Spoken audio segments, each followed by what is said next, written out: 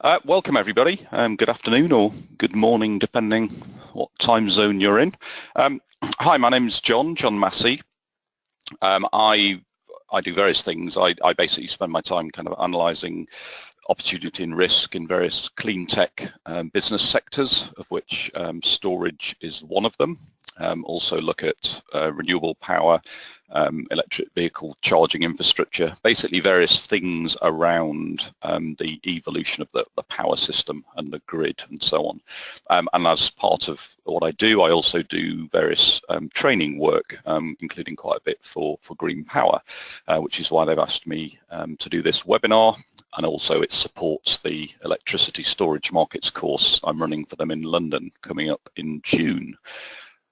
Okay, so the idea about what I was going to talk about today, we were looking at various topics and I decided to pick on peak power.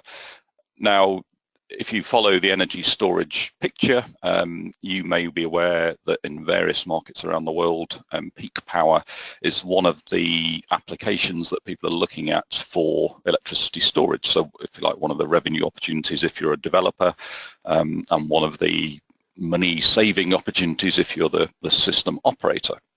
So I thought I'd focus a little bit on that this afternoon.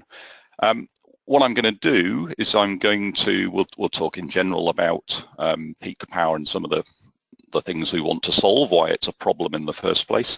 And then what I decided to do was actually look at some data. So I'm going to look at some demand data from South Australia as it happens, which is a fairly extreme example, just to really highlight some of the issues around peak power as to why it's a problem, using a more extreme example, but also to give a sense of, even if you're not interested in South Australia, the kind of process that you could go through, the kind of data you would need and how you could look at it if you were looking at a storage market opportunity, and in particular with reference to peak power. Okay, so in a nutshell, why do the two go together? Why is peak power an issue, and why can storage be helpful? Peak power is an issue because it normally doesn't happen for a very long time, but it's expensive to provide. We call on our most expensive fuel, our most expensive power generators to provide it, which means the cost goes up. And also it means that we have to have capacity, we have to have generators sitting there, which for a lot of the time are doing nothing, but which are needed. We need to keep them operated, we need to have land that they're sitting on, we need to have them connected and all the other stuff that goes along with having power plants there, but they're not actually working for much of the time. And that's one of the things I'm going to investigate by looking at some of this demand data. And actually, if you've not done this kind of exercise before, you might be fairly horrified at how little in some markets the very peaks of demand happen for. So we basically have to size everything. We size everything for these fairly short-lived peak moments of demand. Now, another aspect of that, another aspect of going to these generally least efficient, most expensive generators is also they tend to be the dirtiest generators. If we're looking at gas, for example, it tends to be the open cycle gas plants we go to rather than combined cycle when we get to the very peaks of demand, and they're burning that gas less efficiently, so they're releasing more carbon for each unit of electricity they provide. So again, there tends to be a correlation between peak times and dirty production, if you like. So storage can play into all of those issues. We can, if we've got storage, we can have less capacity.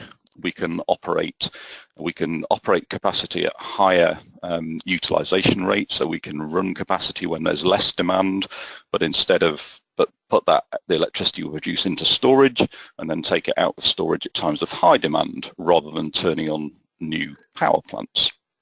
We can also take clean electricity. So if the wind is blowing in the middle of the night, but we don't happen to need it then, rather than curtail it, sell it very cheaply, negative prices in some cases, we can store it. And then again, when peak demand turns up, we can use that clean electricity rather than turning on some dirty diesel generator, gas power plant, or whatever it may be. So there's various reasons why the issues around peak power are potentially storage provides a good solution to those. So just to illustrate some of those points, this is a chart I just pulled off the EIA website, the US Government Energy Information Administration website. I've given you the link at the bottom. It's a what's called a dispatch curve. In this case, they've drawn a kind of hypothetical one for the US, but it's basically making the point that as demand goes up along the x-axis, the cost also goes up on the y-axis, and you can see where that comes from. So at the bottom, at lowest levels of demand, we'll take our low marginal cost sources first, things like wind, solar, nuclear, hydro's in there as well. And then as we go along the dispatch curve, depending on the relative prices of coal and gas, this is for 2011, so these may have switched over since, the price goes up. And what a key thing about these dispatch curves is it doesn't go in a linear fashion. What happens is when we get to very high levels of demand, it starts to shoot up at kind of a frighteningly steep rate, which means that when you get up here, you can have a relatively small change in demand, and that produces a relatively large change in the cost of providing that electricity. And as we said earlier, in terms of marginal cost and in terms of cost of delivering, dispatching these different plants, it tends to be our zero carbon stuff down here at the bottom. And when we get to our peaking generators, we're tending to be releasing the higher carbon stuff there as well. So again, it has a disproportionate effect. You can increase demand by a relatively small amount, and suddenly you're turning on your dirtiest and most expensive generators. So that's pretty obvious stuff. Hopefully, that's just our dispatch curve idea. Okay, so again, illustrating the same kind of thing in terms of carbon. This is some data from the UK. It was over a 7-day period in February of this year, and again it's just illustrating that point. You can see that demand going up and down, so low in the night, we tend to peak early evening, and in the UK we've got things like nuclear chuntering along all the time. We've got wind in red coming in and out, we've got solar in yellow, so low carbon. Our peak demand, though, tends to be early evening, so solar's not really contributing. Peak demands are always after the sun has gone down. Wind can or cannot be blowing. So really the balancing, the marginal generators that's meeting peak demand tend to be a little bit of coal in the UK. That's being phased out quite rapidly, and quite a lot of gas. And what we see if we look at the carbon intensity curve over that same period, these peaks in demand also coincide pretty much with peaks in the carbon emissions.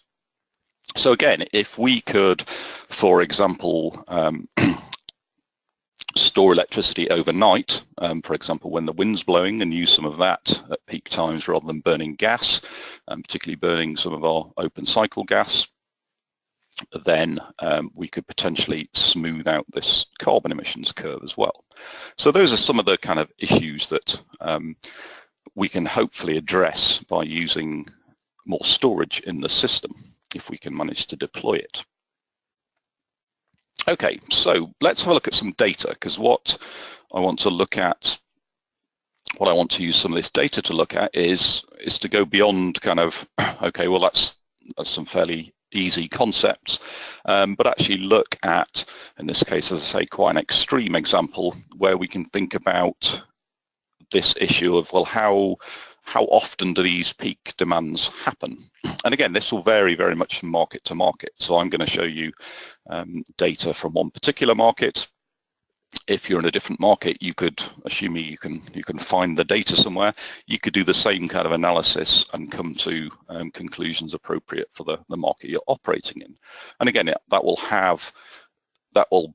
give you some idea in terms of, for example, the potential size of the market. There'll be issues around how quickly that market may saturate in terms of meeting peak demand.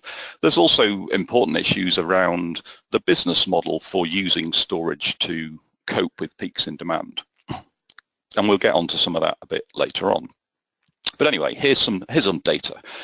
So what I did here, I went to the Australian Electricity Market Operator website, where you can handily download data. You can download demand data, and in this case spot market price data for a whole, well, you can define the period. In this case I looked at 2017, so I've downloaded and these are half-hourly numbers, so every half hour for the entire year.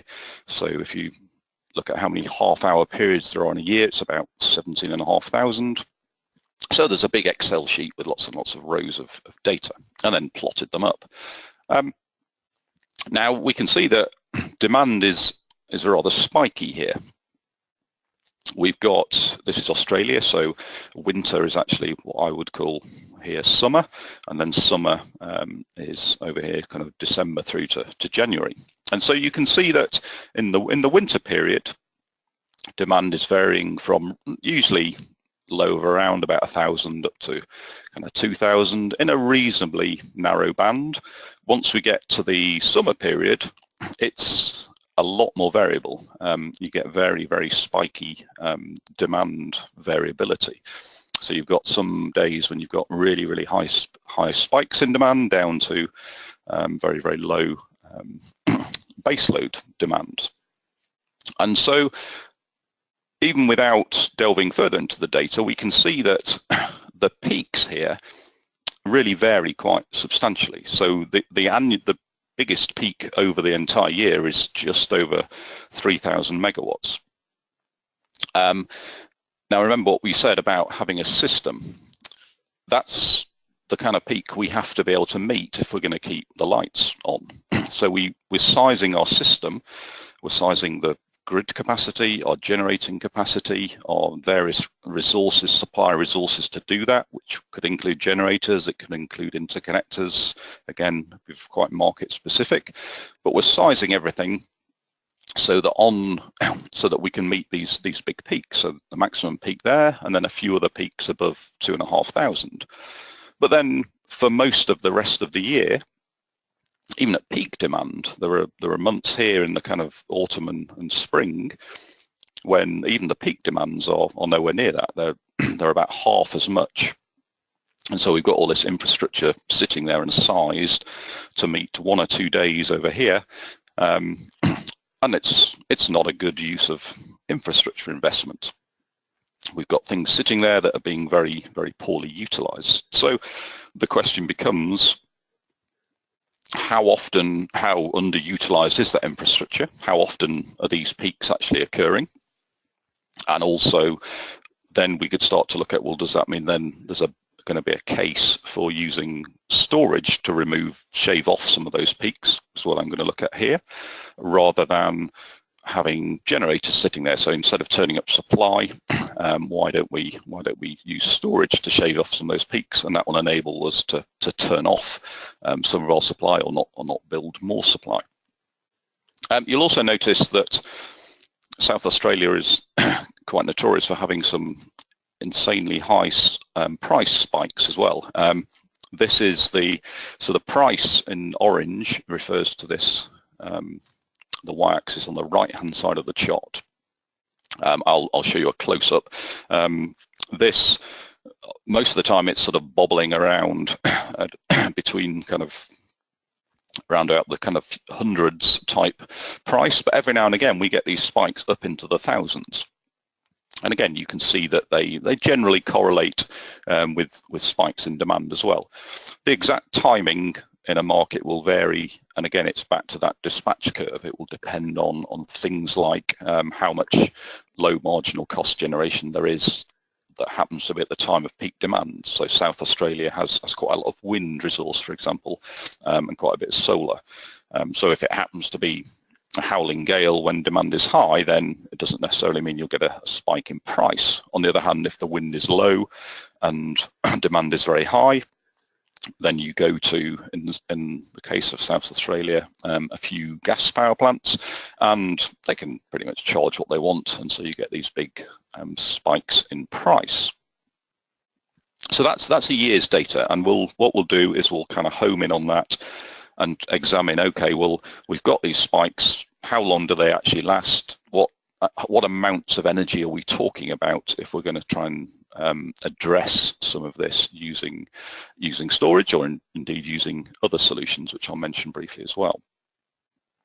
That's just to home in on that, just to make clear, particularly on the price side, that it's not, your normal day doesn't shoot off up into the thousands. So I picked a week in January here where you've got, again, demand in blue, bouncing around sort of between a low, in this case, of 700, but between about 1,000.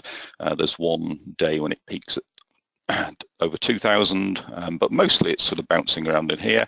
And again, you've got these spikes in price. Now, an average, if you like, a normal week in January, price spikes might get up to into the kind of few hundreds. But there are some days, as we saw on the previous chart, where they're going up into the thousands. Again, this just makes the point that you can sort of, there's a reasonable correlation. When demand is low, prices tend to be low, if you follow that during the week. But there's not exact correlation between when the price spikes and when demand spikes. There are some quite good ones. There's one there, over here. But you can get situations where the spike in price is slightly offset from the spike in demand. And again, that's going to depend on the detail of the electricity mix and the dispatch that's available at a particular moment in time. Okay. So what I've done here, I've taken, if I go back slightly, so that's a rather awkward chart to look at. That's showing the whole demand for the whole year. What I've taken is I've now just picked out the daily peaks and shown those as dots. So that's looking at every day through through last year, 2017, and it's just plotting the peak demands, the daily peak demands. And so again, you can see that the biggest peak was just over 3,000 megawatts. The average, if you average out all those daily peaks, the number actually is it's just over 1,700 megawatts, so substantially lower. And in fact, you can draw a period between the 2nd of March and the 28th of November, so 272 days, so most of the year, in which there's no peak above, I think that was about 2,280 or something. So again, think about this in terms of how we're sizing our system and how we're having to manage our capacity and make sure we've got enough, we're providing enough capacity and we've got enough supply available to meet peak demands. But certainly once we start talking about demand over 2,500, there's only actually, but we can almost count them here, there's kind of about 10 days, not even that, maybe 8-9 days on which that actually happens. So with sizing a system, we've got capacity available to meet peaks, which are just not happening very often. And we can look at that in terms of how many days of the year they're happening. And then we can also, as we will do in the next few slides, we can break that down in terms of how many hours during the year they're happening. Because remember, on a particular day, the peak in demand might only be a relatively few hours on that day. So we're really talking, especially in a market like this where you've got quite extreme swings, we're talking about relatively small periods of time accounting for really quite large amounts of capacity. And so rather than build that capacity, if we could build, say, 2,300 megawatts of system capacity rather than just over 3,000 megawatts of system capacity, that would potentially be an awful lot less maintenance, a lot less plant to keep maintained, a lot less, again, depending how we manage some of those power flows, it could potentially impact how much grid capacity we need. And so again, then we're looking at, can we actually meet these few and far between high peaks in another way. So on the day before that peak, could we have stored enough electricity to take it out of storage the following day? Okay, so a load duration curve. Now, if you're not familiar with a load duration curve, I'll just very briefly switch away. This is that same capacity. So this Excel sheet, basically the demand, these are those half-hour periods for throughout the whole year. If I scroll down, as you say, there's about 17,000 rows. So a huge amount of data, and that's just plotted up as demand during the year. Now, if one of the things I'm trying to analyze, if I'm looking at a market, and it could be this one, or it could be one that you're involved in, and you want to do the same kind of analysis, the first thing obviously to do is to get hold of this kind of demand data. And some markets, it's openly available. So here you could go onto a government website and download it. Markets like the UK are fairly good, parts of the States as well. Other markets, it can be more difficult. It's not publicly available. But if you can get hold of demand data, you can plot it out.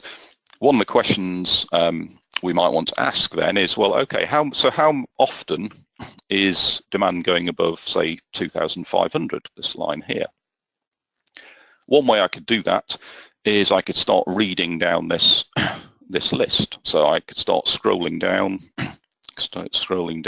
nothing yet. I have to keep going, and then eventually I might get into some higher numbers. And then when I get into some higher numbers, okay, we're into the 2000s, I could start counting how many half-hour periods that happens. Now, as you can imagine, if there are 17,500 rows, that's going to be a pretty tedious thing to do. So the other thing I can do, which is rather less tedious, is to, instead of sorting this data in terms of time, if I sort it in terms of demand, in order of demand. So what I've done is I've just taken this column and it's just sorted by largest first. And now it's much easier. I can then very easily say how often demand, how many half-hour periods demand is above a certain amount. Mouse is about to die. So that's, and what you end up there is, as you see, it's changed the curve, and you end up with what's called a load duration curve. So it's basically along the y-axis is the same. It's a level of demand. The x-axis again is time, but instead of being time ordered by date, it's, if you like, it's still half-hour periods. It's still a year's worth of half-hour periods, but it's just grouping them. It's just ordered in terms of demand. So what that's saying is that as I read along, for example, the first 2 points is an hour's worth of data. So I can say that there's an hour in the year at which demand is above 3008. In fact, I can look at this and say there's only an hour and a half of time in the entire year during which demand rises above 3,000 megawatts. I can do the same if I wanted to know how often demand is above 2,800 megawatts. It's that many half-hour periods. It's 16 half-hour periods, 8 hours. Okay, so that's what's called a load duration curve, and that's what I've plotted here. If I just go back to... So that's my load duration curve. And this is where you draw some quite scary conclusions out of it. When you analyze that, when you either visualize it on the curve or go back to your data and look at it, you can see that if we look at, and actually there's a typo, that should say 2,500, there are only 37 hours in the entire year in which the level of demand is above 2,500, the green line. There are only 283 hours in the entire year in which demand is over 2,000. Now, if we think about that second one to begin with, so 2,000 megawatts, we know the maximum we ever reach is 3,000 megawatts. Basically, that's a third. So a third of our capacity need we only need it for 283 hours during the entire year. So 33% of our capacity need is needed for only 3.2% of the year. If we look at, again, 2,500, sorry about the typo, even more extreme. So that's a sixth, whatever that is as a percentage, a sixth of our capacity. We only need it for 37 hours during the entire year. So a sixth of our capacity for only 0.4% of the time. Now, as I say, South Australia has a very, very extreme load duration curve, by which I mean it slopes up very, very steeply at the top. We can sort of see from the previous chart, so this one, I mean, we could see visually that there are very few days when we have a demand need that rises above these certain levels. So 2,000, for example, we could go through and count the number of dots and say how many days we exceed 2,000 megawatts. But what the load duration curve is doing is turning that into not just number of days, but actually hours, because in some of those days it might only be for one half-an-hour period that we're exceeding a certain amount. And so this is kind of an extreme case. We've got a demand situation where we've got very extreme peaks in demand for very short periods of time, very few days, very short periods of time. But we've got to have a system, if we don't want the lights to go out, we've got to have a system that is sized in terms of capacity to support those peak demands. Now, this is where storage potentially comes in, because rather than have a system sized, rather than having 1,000 megawatts of supply capacity, which we only actually need for 3% of the year, why not use storage?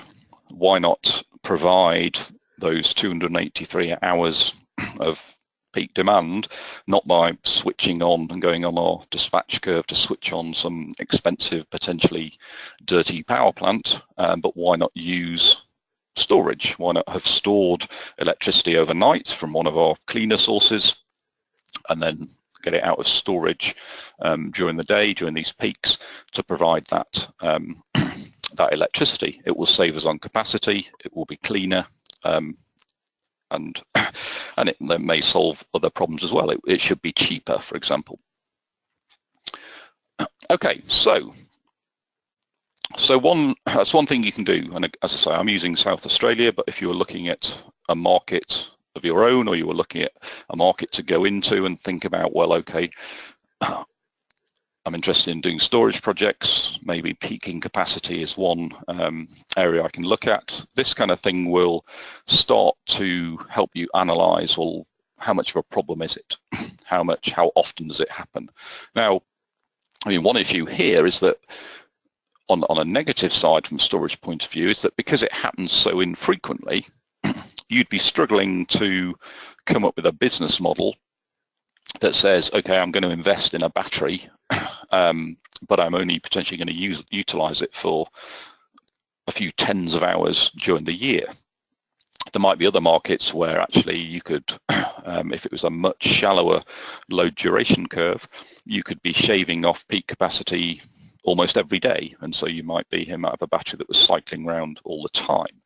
Now, the flip side of that is that what you tend to see is that the steeper your load duration curves, the more extreme peaks you get, also the more extreme prices you get when those peaks happen. So there's going to be you're going to have to look at obviously just the duration side of it, but also the prices you get at the peak times. And again, that data exists for some markets.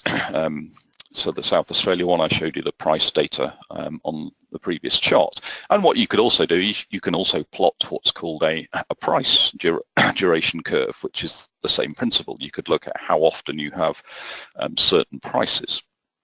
So again, it will be part of the analysis, and you might decide that, okay, there's a market here for using storage to replace peaking plants, or you may decide, well, it's useful for those few hours of the year, but I'm going to need other revenues on top.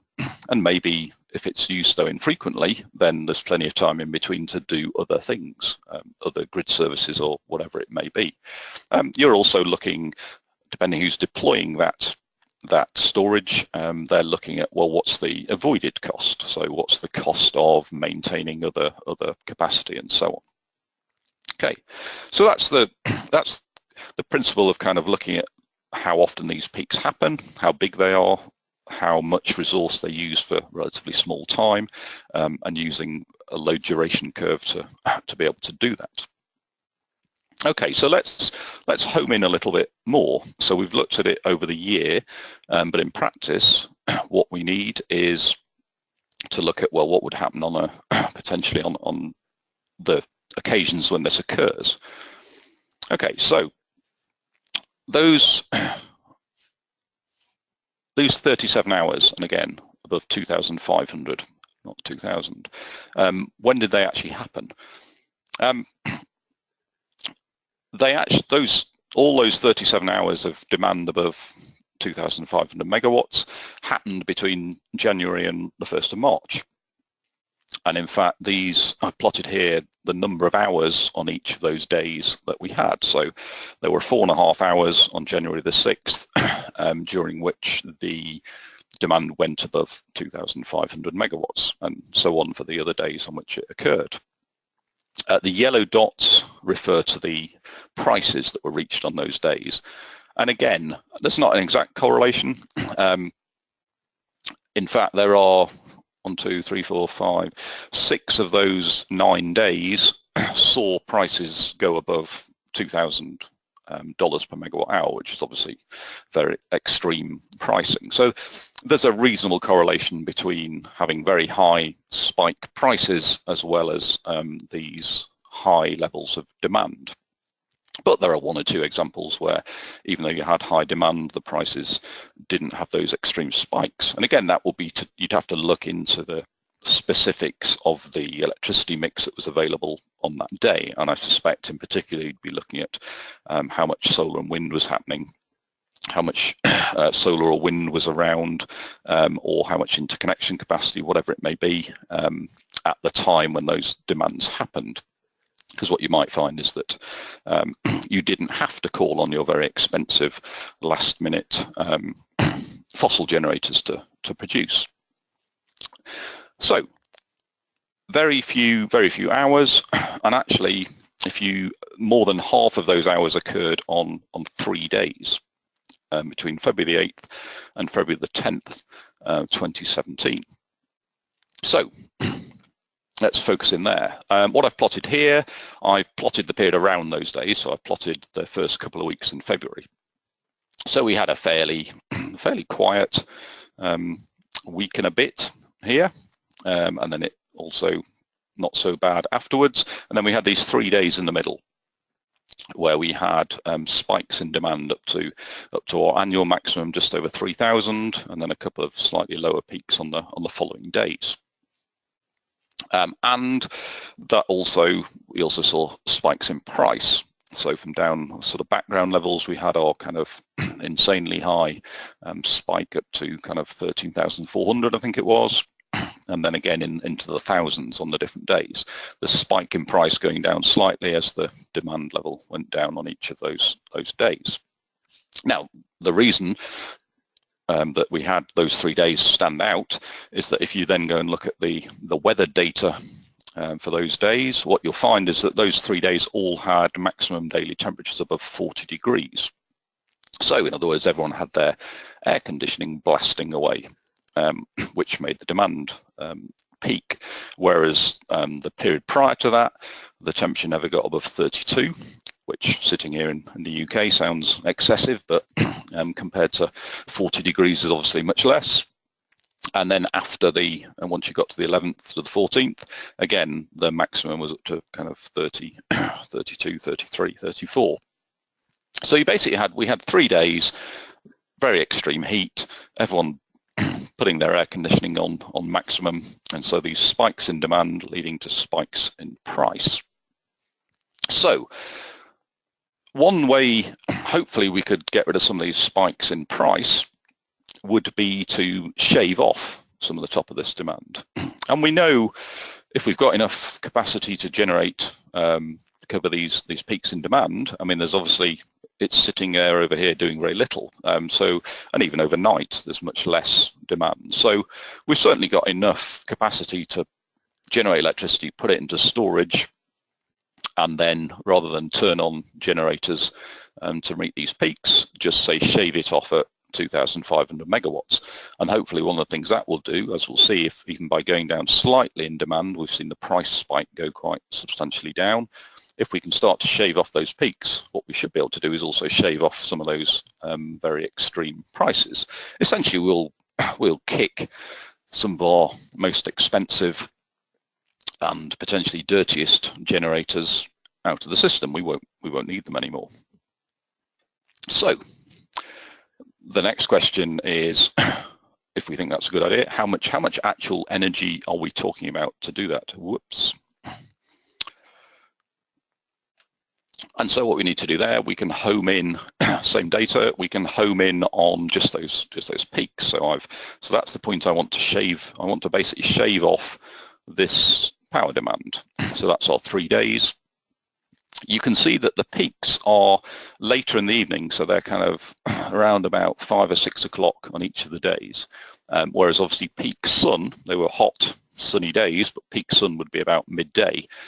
So one of the reasons you have these very high prices is that you've not got lots of nice low marginal cost solar to meet those peaks, because actually the solar peak is much earlier than the actual peak in demand. Again, the obvious storage solution there would be to save all the sunshine at midday and then use that later on in the evening to meet those peaks. So what you can do, having isolated those peaks, we can look at, okay, well, how many megawatts do we need to meet the difference, basically the difference between our maximum and our 2,500, the point at which we're shaving. And then in terms of the amount of energy is power times time. So energy is the area under each of the curves, so the red shaded area. And so I calculated that, and that's shown on the table at the bottom. And so February the 8th, February the 9th, February the 10th, these are the numbers. So on February the 8th, if I had, for sake of argument, a battery which could produce a peak of 545 megawatts output and had just under 2,500 megawatt hours of energy capacity, I could meet that peak. If I'd managed to store this amount of energy in a battery, for example, then I could shave off that peak completely. I can do the same calculation for the 9th and the 10th, which I've done here. And again, the peaks are slightly smaller, so you don't need quite as much power output. And equally, the areas are smaller, so slightly less energy output. What's interesting is if you divide the energy by the power, in each case, we're getting a number not unadjacent to 4. So the ratio of kind of energy capacity to power capacity in each of those cases to achieve that peak shaving is around 4. Now, that's kind of it's a number that you'll see quite a lot in storage. I certainly see it quite a lot in storage recently. I've grabbed a few examples. So the top one, San Diego Gas and Electric in California, they have an energy storage project which they specifically said is for what they call daily ramping and peak shaving services. And that's its dimensions. It's 30 megawatts power, 120 megawatt hours energy. So if you like, same ratio, 4 hours duration battery. It's a lithium-ion battery project. In South Australia itself, the Hornsdale Power Reserve, or the Tesla Big Battery as people call it. Now the the total dimensions, the total capacities of that battery are, it's 100 megawatts power, 129 megawatt hours energy. However, what's important to bear in mind about the Hornsdale Power Reserve is it's actually partitioned into two uses. So 70 megawatts is actually contracted to the South Australian government to provide what they call grid services, basically frequency balancing, very short duration, so 70 megawatts but only 10-minute duration, and what that leaves is there's another 30 megawatts which actually then is available for, has a 3 hours potential duration if you look at the energy capacity. And they do use that. They've been using that, and there are some good. If you Google, I think there was a claim they made $1 million in 2 days or something. If you Google that kind of stuff, basically by doing what we've talked about, storing energy when it's freely available and the price is very low, and then when you get these extreme price spikes up in the thousands, discharging the battery and selling it on the spot market.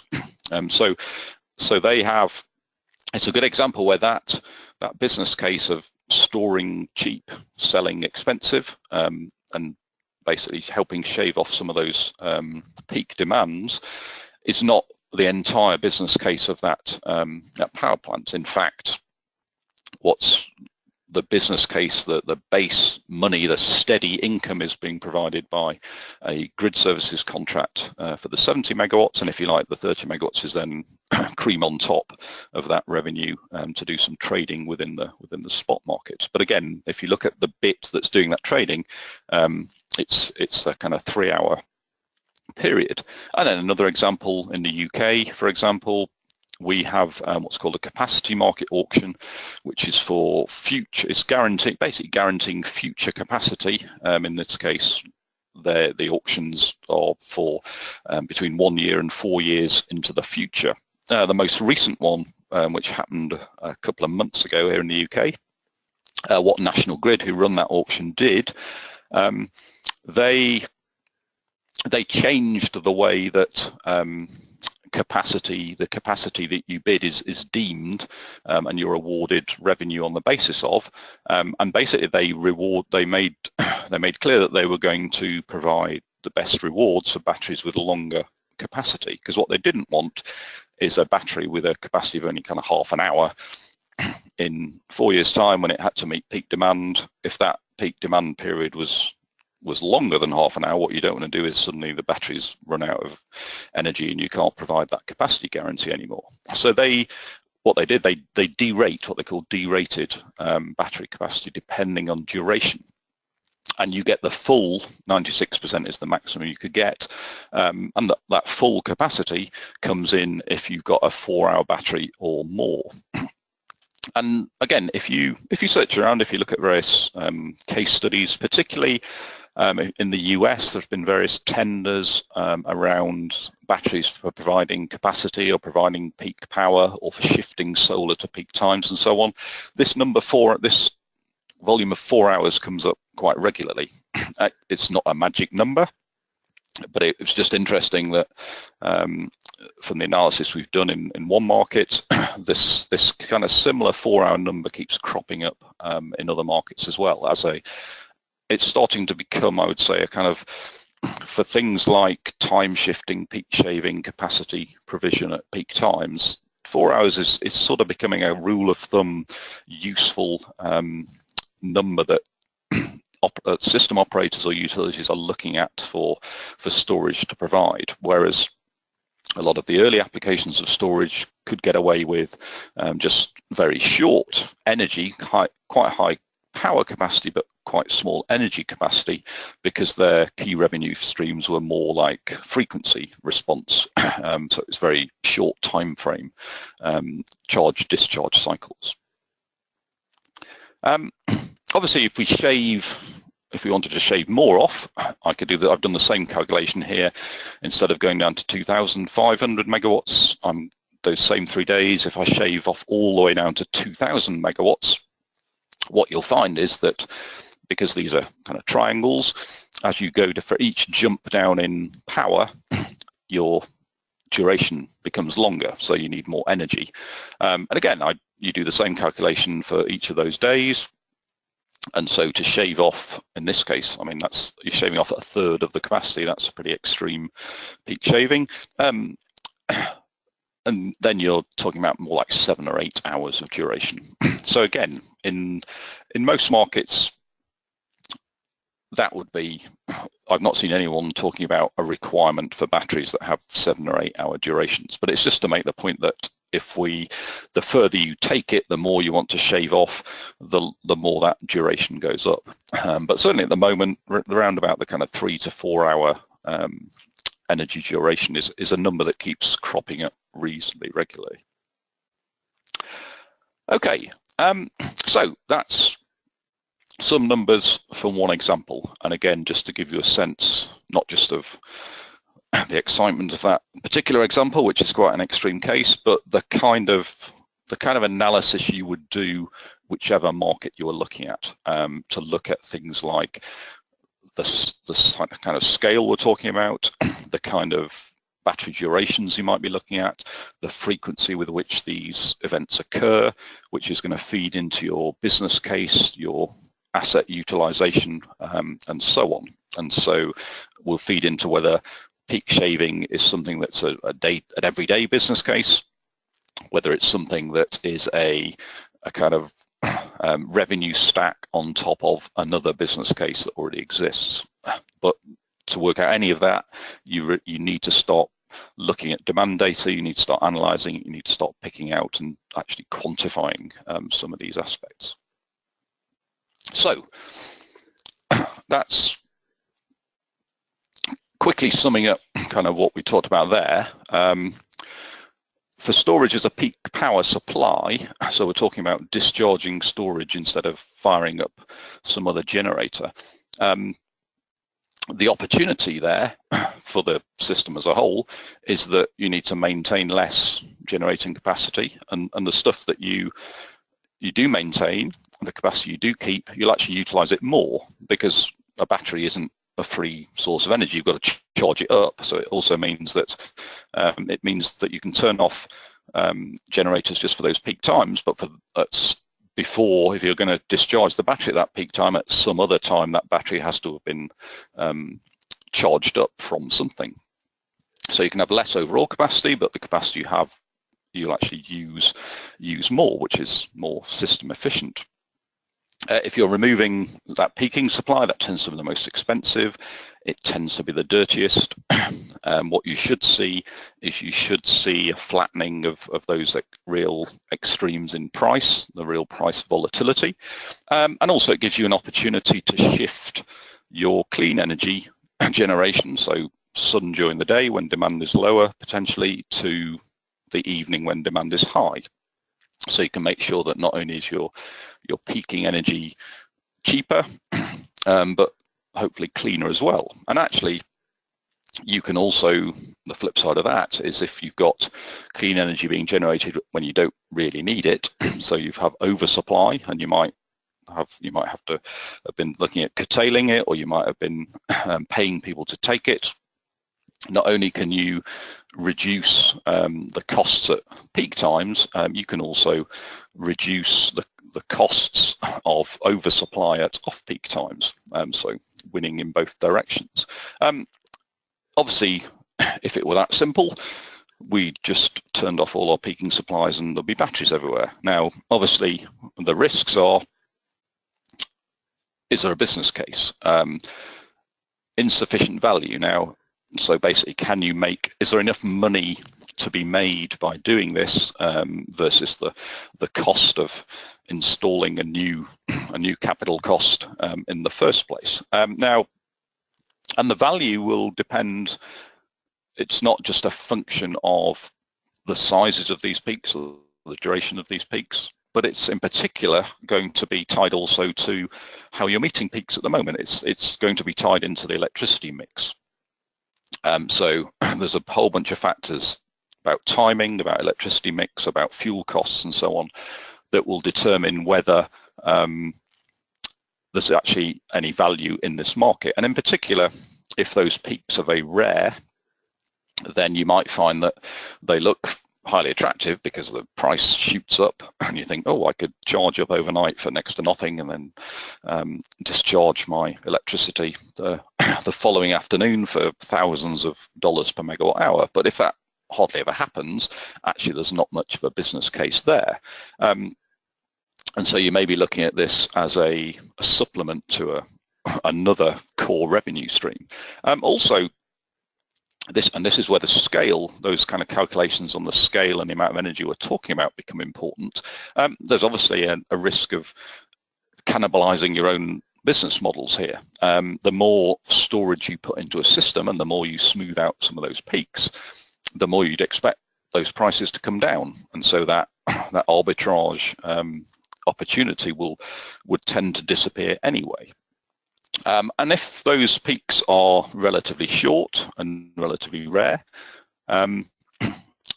it might not take an enormous amount of storage in the system to actually make the problem, if not go away, become much less of a cost to the system, to users and so on overall. And again, that's where, I mean, you can't start to explore that until you start to look at the numbers and do that kind of analysis. So you'd certainly be looking at the business case in a particular market. You might have the same demand curve, but two different markets would have different value depending on their electricity mix. You'd also be looking at, okay, well, that's fine, we'll pile in, but if everyone else piles into the same market, do we end up with no market because we've saturated it and cannibalized that revenue stream? And then also there are other ways to meet peak demand. It's not, storage doesn't exist in its own kind of privileged box of protected competition. There are other ways to meet peak demand, and this is a summary chart of what those may be. We've got our conventional ways, if you like, power plants, be they large or small, distributed generation, also particularly could be aggregated by people, and then obviously batteries. So there's a whole bunch, and there's a whole bunch of different possible power plants to do that. It could be gas, it could be oil and diesel, so the dirty stuff. But if you're in a market with lots of hydro, then you're probably wondering what the fuss is all about. If we're talking about batteries, it could be grid scale, large scale batteries, it could be distributed batteries. In future, people are talking about vehicle to grid, so electric vehicles putting power into the grid, so discharging their batteries and being paid to do that. You might be cheaper to pay 10,000 car owners to do that, and again to turn on a gas power plant for a very short period of time. So there are various options on the generation side. And also, of course, the alternative to meeting peak demand is just to reduce demand.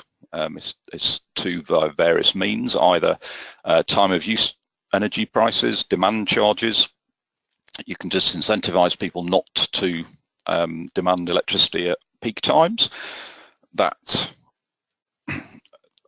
I mean, if you can persuade people not to use something, then that is almost always going to be cheaper to do than to produce more of it. So there's time shifting of demand, and there's various demand response mechanisms, both at the commercial industrial scale, large energy users, and also starting to come in some places on a domestic level as well, again usually with aggregation, some aggregator able to tie up a sufficient amount of small demand response into something that's meaningful for the grid.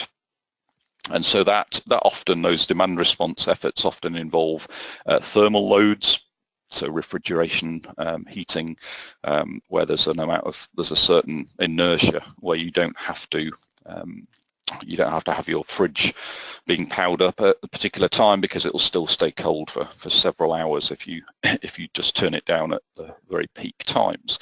And then also, it sounds slightly odd to say generation with demand reduction, but what I'm talking about here is again distributed generation. So this is generation behind the meter, which in effect reduces demand, the net demand on the central system. So in other words, that's a simple way of saying if someone produces electricity for themselves rather than pull it in from the grid, then demand on the grid in effect is reduced. And again, there are various ways of doing that. Lots of big companies have their own generators. They could be renewable generators. Again, storage could come into play here. So you can have storage from a system point of view. You could generate peak power from storage which is centralized, but you could also reduce central demand on the system by using local storage to provide local power rather than, again, importing that power from the grid. So there are various other ways to deal with peak demand.